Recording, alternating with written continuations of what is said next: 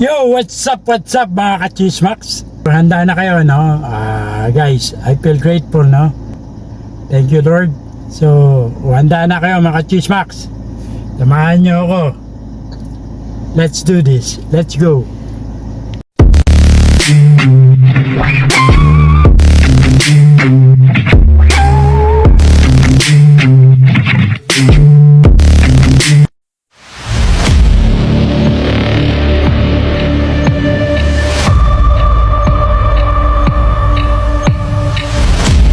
So, handa na kayo. Alam nyo ba?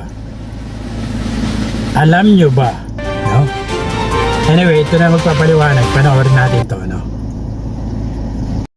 Hindi pa man na ipapalabas sa sinehan pero nababalot na agad ng issue ang pelikulang pagbibidahan ni Vice Ganda sa Metro Manila Film Festival 2024. Chika, umabante mula kay Ray Pumalo. Binuhusan na agad ng kontrobersyal ang Metro Manila Film Festival 2024 entry na and the breadwinner is na pinagbibidahan ni Vice Ganda at Eugene Domingo. Ayon kasi sa producer na si Attorney Ferdinand Topacio ay nakita niya na ang ganitong kwento ng palabas ay parang higit sa lahat movie din ni Rogelio de la Rosa bilang bida. Pero alam nyo, nginitian lang ito ni producer-director na si Percy Intalan itong umano'y reklamo ni Atty. Topacio at sinasabing kung may pagkakapareho man ay siguro ang ilang parte lang ng kanilang palabas. Iginiit pa ni Percy na original ito at ginawa ito ng kanilang writers pati na ng director na si Direk June Lang. Yan, tinitira na si Vice Ganda at si Eugene Domingo na may pinagkopyahan daw yung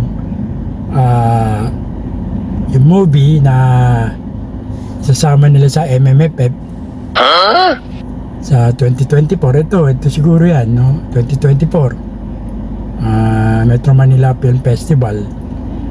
Nag-comment yung si attorney kasi siya yung producer. Si attorney in fairness, he have the rights, no? He have all the rights kasi nga producer siya. Magko-comment ba yan ng basta-basta lang, may say siya, producer Well, in fact, halimbawa ako producer, pwede ako mag-suggest o yung masusunod, di ba? Sana all. Well, ganun lang talaga, no? Constructed criticism yan. If you're going to accept that, no? Ang opinion ko dyan, well, of course, no, yung Vice Ganda and Eugene Domingo comedy, patok pa rin yan kahit regardless, no matter what, kung ano man yung script, story na tinatakbo niyang show na yan, yung film na yan, papatok pa rin yan kasi nga marami pa rin yung fanatic, no, fan si Vice Ganda at si Eugene Domingo, although binabash ng maraming mga basher, but still, no, papatok pa rin sa takil yan, no, kasi nga nasa kalakasan pa nila, no? Nasa kalakasan pa, marami pa tumatangkilik sa kanila. Yung lang reaction ko dyan, folks, this is my personal opinion, no? Ilalabas ko lang. So yun lang.